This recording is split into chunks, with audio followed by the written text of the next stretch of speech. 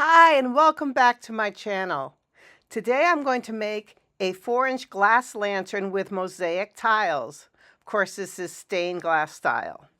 So I bought these frames, and they're used for air plants, and you can get them on Amazon and lots of other places. I do have in the detail page, I'll have lots of materials that I use for this project, so you can get them if you need materials to make this. So I wrap the metal with my standard 7/32 inch black backed foil. It's the kind of foil that I have, and I have a lot of it, so that's what I use. And make sure that you wrap it completely and burnish it down. You wrap the frame because you want the solder to stick to the frame. And you can test the metal, but most of the metals you get will not accept solder. Now I'm taking these triangles that I bought already pre-made, and I am foiling them just like you would do normal flat glass for stained glass. And you want to burnish them down. I use these little plastic fids, and you want to press them down so that they stay all together.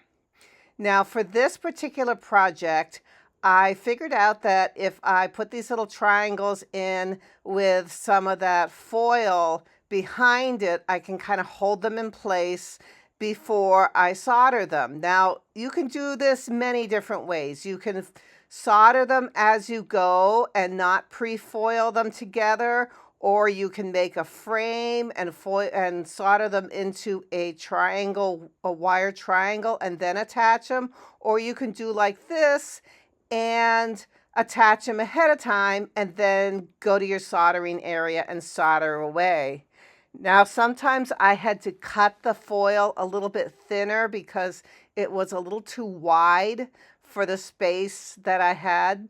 So that's, whatever you need to do. The idea was I would have these nicely attached and then go foil them. Now, yes, this ends up with a very thick spaces between your triangles. And the reason that is because this is what fit in the little plant thing that I bought for my little lantern. And since it pretty much filled the space, I just kind of spread them out so that they took over the space allotted. Yes, I could have cut triangles out of sheet glass and made the triangles just a little bit bigger, and I wouldn't have had these big spaces between. So it's really whatever you want, but this made a cute little lantern, so this is what I did. I am putting the foil on the back whenever I can, because that kind of helps hold it together. And as you can imagine, it can be a little bit weak, especially before you've soldered it. So they can kind of start bending. Now, this particular side, I decided, I did, experiment. This particular side, I decided I would put the foil in the back first and just kind of stick them on it and hold them in place that way. And you see that the corners, I did a little bit different than the middles. I put them a little bit closer. It's whatever you want to do. But, it's kind of interesting to try to figure out what works. I use these iridized triangles, and they're kind of like the glass has like this coating on them that makes them kind of shine and reflect light a little different than just solid glass. So that kind of added to the mystique of these little lanterns. But as you can see, they're really little. They're only about 4 inches in size.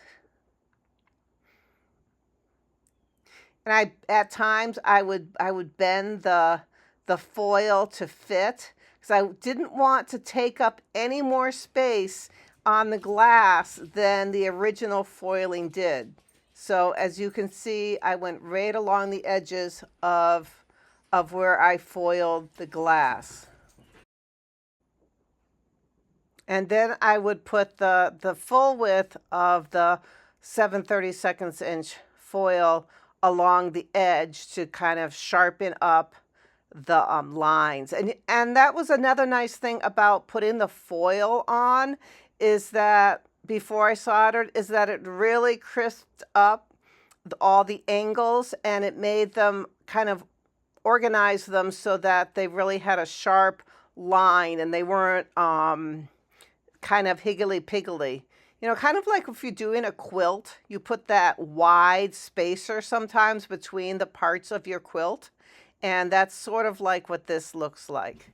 So I made another wire triangle to use for the little door. You need a little door if you're going to put lights on the inside, because you got to have some way that you can get the lights in there, and then you want to close it up so that, you know, the lights don't shine to the whole world, or they don't you know, don't fall out or anything. You want to have some way to where to put the lights. And then the top of this triangle, you can see, is a little square at the top, and that's because I wanted a space where the wires would come out of the glass. I mean, out of the frame itself. So I didn't want to like fill the whole thing. So as you can see, I am putting foil. That's my daughter's dog barking. I put foil on both sides eventually of the whole frame. And as I was working, I had to like adjust the foil at times so it went right along the edge.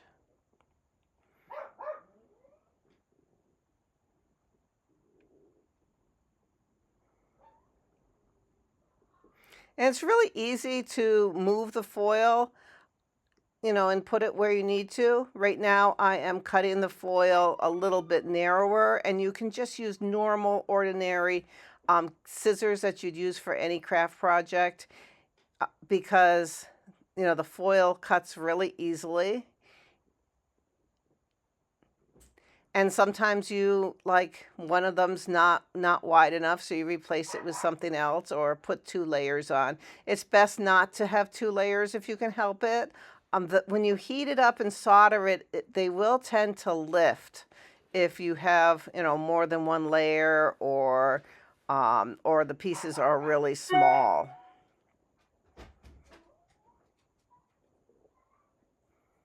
So I am finishing up this piece, making sure it goes right along the edge.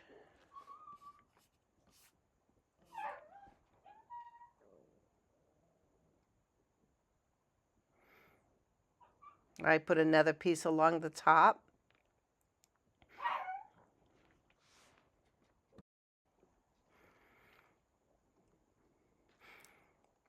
Smooth it out. Now I needed a piece of glass at the way top because the triangles like weren't the right size, and I wanted to fill that space. So I took a rectangle, because the set of glass I got different shapes, and one of them was rectangles. So I cut a smaller rectangle and put that at the top, and I'm going to attach that and foil it in and solder it in, and then I have the whole door.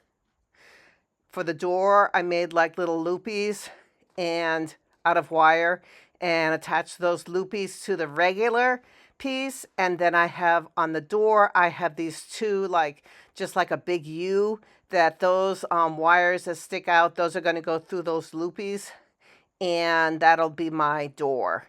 It's a pretty simplistic door, but it'll be fine. I am floating solder on the door. Now, the easy thing about having something that is kind of symmetrical like this project is that everything ends up laying flat, and you can get that nice floatiness of the solder, so it ends up being nice and kind of a smooth shape, as you will see when I start doing a side.